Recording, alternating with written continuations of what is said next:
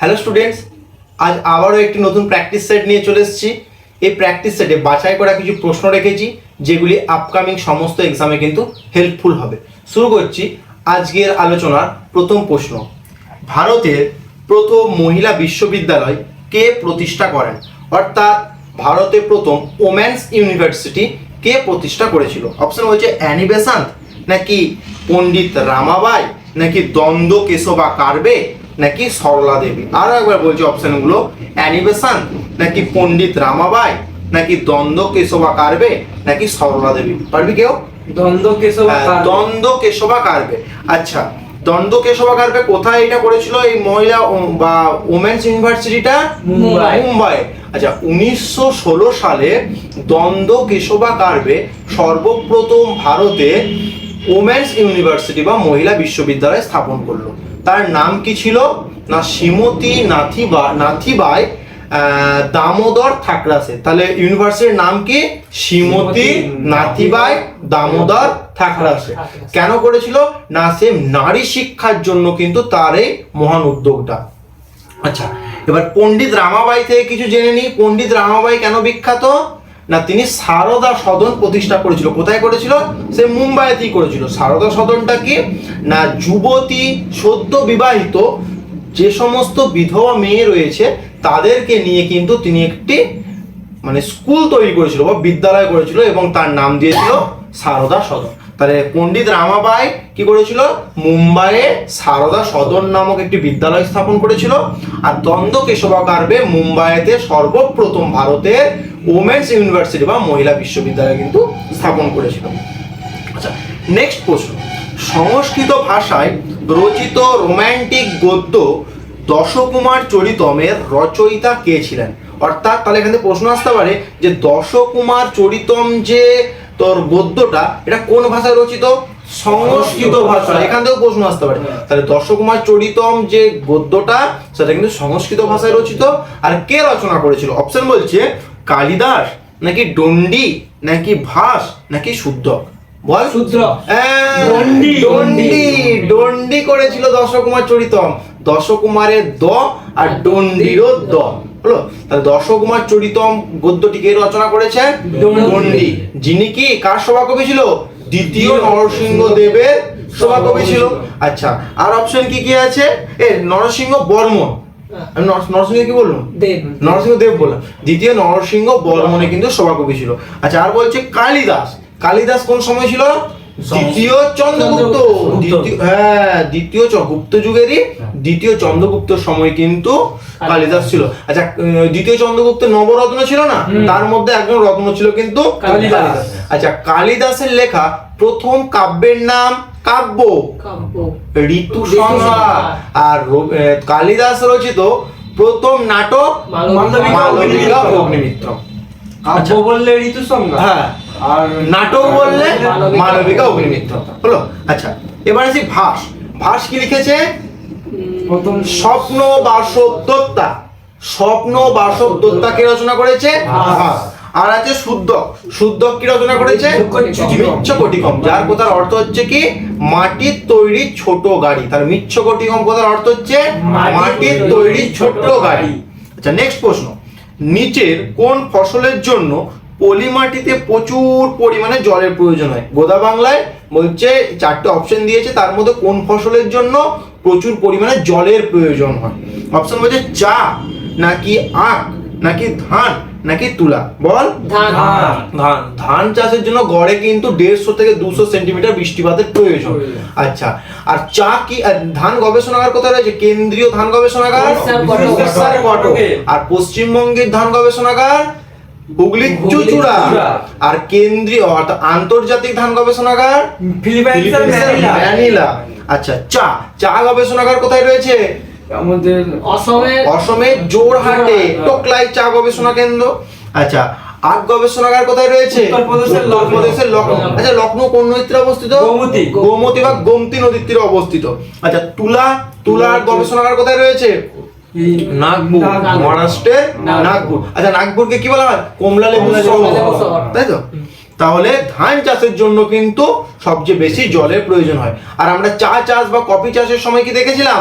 যে পাহাড়ি ঢালে করা হয়, তাই তো, মানে যাতে না জল জমতে না পারে সেরকম ভূপ্রকৃতিতে কিন্তু চা এবং কফি চাষ করা হয়। আচ্ছা, কফি গবেষণাগার কোথায় আছে? কর্ণাটকের চিকমাগলুর। কর্ণাটকের চিকমাগলুরতে আছে। আচ্ছা, আর গম দিল্লির পুসা। ঠিক আছে, নেক্সট প্রশ্ন, একমাত্র অভয়ারণ্য যেখানে কস্তুরী মৃগ বা কস্তুরী হরিণ পাওয়া যায়, মানে চারটে অপশন দিয়েছে, এর মধ্যে কোন অভয়ারণ্যে হরিণ পাওয়া যায়, কস্তুরী হরিণ পাওয়া যায়? অপশন বলছে কানহা, নাকি গির, নাকি দাচিগ্রাম, নাকি মধুমালাই। পারবি? দাচিগ্রাম। আচ্ছা, দাচিগ্রাম কথার অর্থ কি না 10টি গ্রাম। যখন এই অভয়ারণ্যটা তৈরি হয় তখন 10টা গ্রামকে একত্রিত করে কিন্তু এই অভয়ারণ্য তৈরি করা হয়েছিল, এর জন্য এর নাম দেওয়া হয়েছিল দাচিগ্রাম, যেখানে শুধুমাত্র এই তো কস্তুরী হরিণ কিন্তু এই দাচিগ্রামেতেই পাওয়া যায়। আচ্ছা, আর কি মধুমালাই, মধুমালাই অভয়ারণ্য কোথায় পাওয়া যায়, কোথায় রয়েছে? তামিলনাড়ুর নীলগিরি পার্বত্য অঞ্চলে মধুমালাই অভয়ারণ্য রয়েছে। হ্যাঁ, আচ্ছা, কানহা মধ্যপ্রদেশ। আচ্ছা, মধ্যপ্রদেশ আর কি কি আমরা পড়েছিলাম? পেঞ্চ আর সঞ্জয় ডুগরি, মাধব, বান্ধবগড়, তাই তো, এগুলো সব মধ্যপ্রদেশে রয়েছে। আচ্ছা, গির কোথায় রয়েছে? গুজরাট। আচ্ছা, গির কিসের জন্য বিখ্যাত? এশিয়াটিক লায়নের জন্য কিন্তু বিখ্যাত গির হলো। আর দাচিগ্রামটা জম্মু কাশ্মীরে রয়েছে। আচ্ছা, নেক্সট, ডিপথেরিয়া রোগের জন্য কোন টিকা দেওয়া হয়? বিভিন্ন রোগের জন্য আগে থেকে প্রতিষেধক দেওয়া হয় না, বা টিকা দেওয়া হয়, সেরকম বলছে ডিপথেরিয়া রোগের জন্য কোন প্রতিষেধক বা টিকাটা দেওয়া হয়? অপশন বলছে MMR, নাকি BCG, নাকি OPV, নাকি DPT। কারণ ডিপিটির মধ্যেই তো D for diphtheria, P for pertussis বা হুপিং কাশি, আর টি ফর টিটেনাস। তাহলে ডিপিটি প্রতিষেধক কিসের জন্য দেয়? ডিপথেরিয়া, হুপিং কাশি আর টিটেনাস, এই রোগগুলোর জন্য আগের থেকে প্রতিষেধক হিসাবে ডিপিটিটা দেওয়া হয়। আচ্ছা, MMR কেন দেওয়া হয়? মিজেলস, মাম্পস আর রুবেলা। মিজেলস, মাম্পস, রুবেলা এই তিনটি রোগের প্রতিষেধক হিসাবে কিন্তু MMR টিকাটা দেওয়া হয়। আর বিসিজি সকলেই জানে কি? যক্ষা। আচ্ছা, বিসিজির full form bacillus, C for Calmette, G for Guerin. Bacillus Calmette Guerin বা বিসিজি টিকা কিসের জন্য দেওয়া হয়? যক্ষার জন্য। হ্যাঁ, আচ্ছা, ওপিবি ওরাল পোলিও ভ্যাকসিন, যেটা পোলিও পোলিও রোগের প্রতিষেধক হিসাবে দেওয়া হয় থাকে ওপিবি।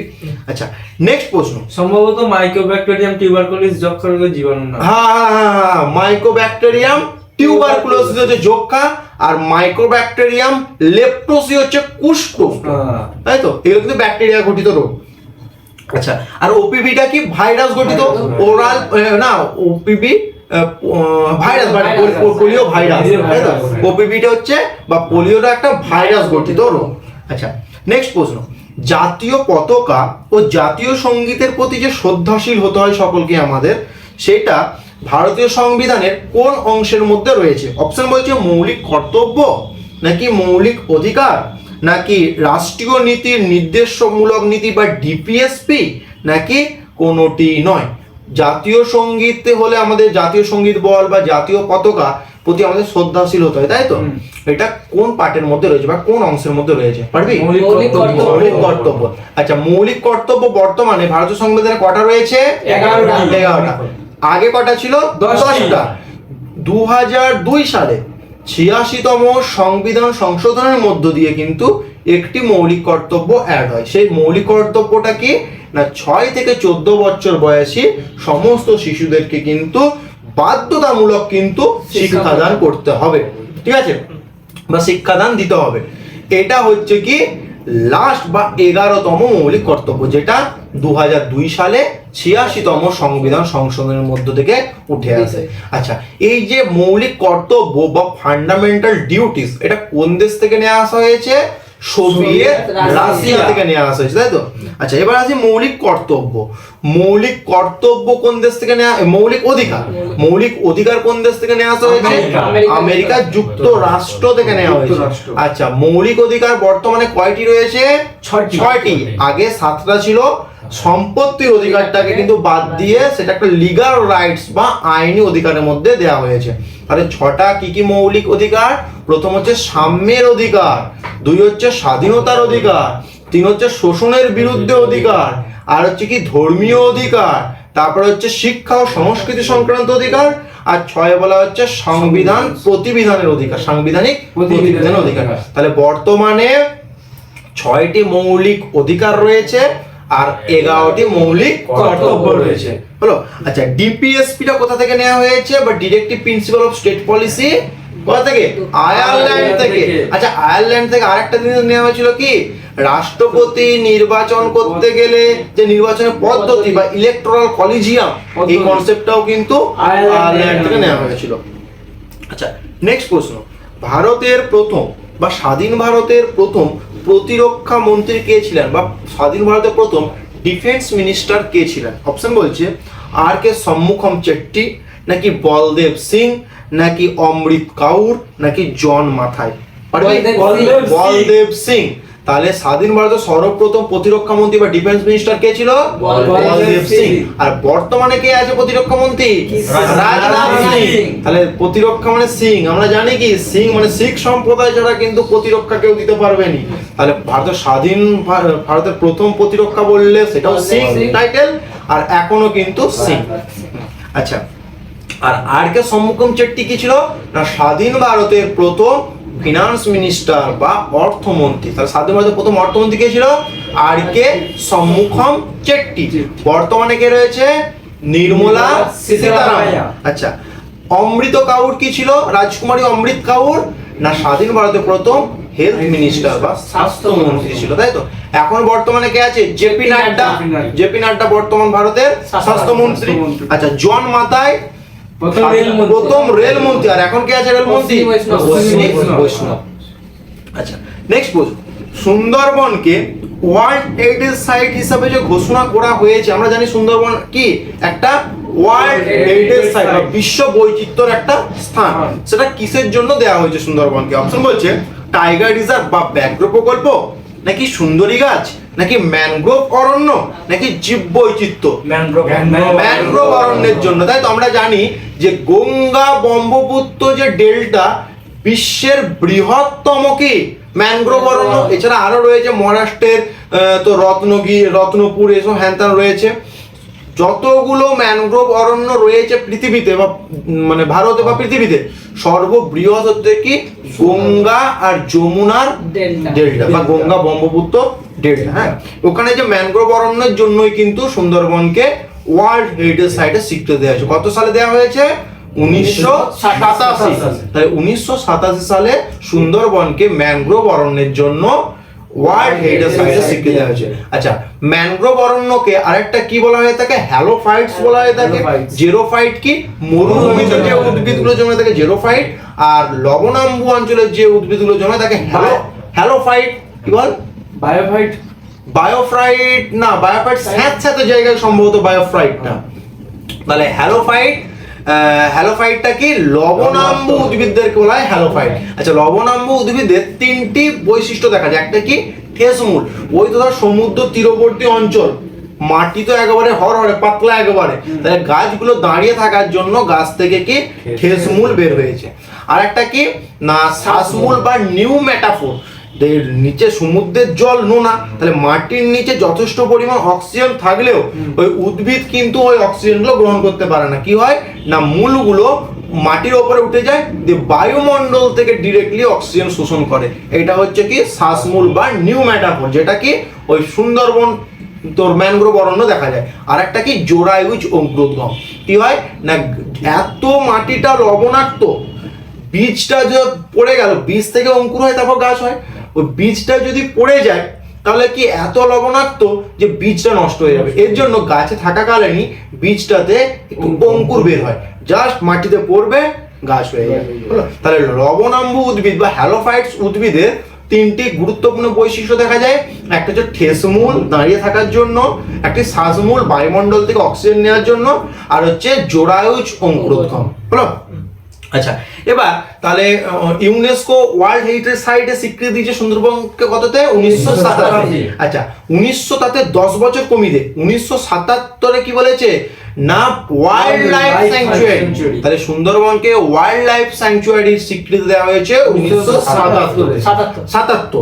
আচ্ছা, 1973 সালে টাইগার রিজার্ভ, তাহলে টাইগার বা ব্যাঘ্র প্রকল্পের মানে স্বীকৃতি দেওয়া হয়েছে সুন্দরবনকে কত সালে? 1973।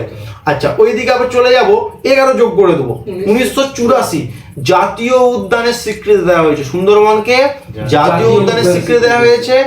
আচ্ছা, 2019 সালে রামসর সাইটের স্বীকৃতি দেওয়া হয়েছে। আর বায়োস্ফিয়ার রিজার্ভ 1989 সালে কিন্তু বায়োস্ফিয়ার রিজার্ভ হিসেবে ঘোষণা করা হয়েছে। তাহলে এখান থেকে একবারে সবগুলো আলোচনা করে নিই।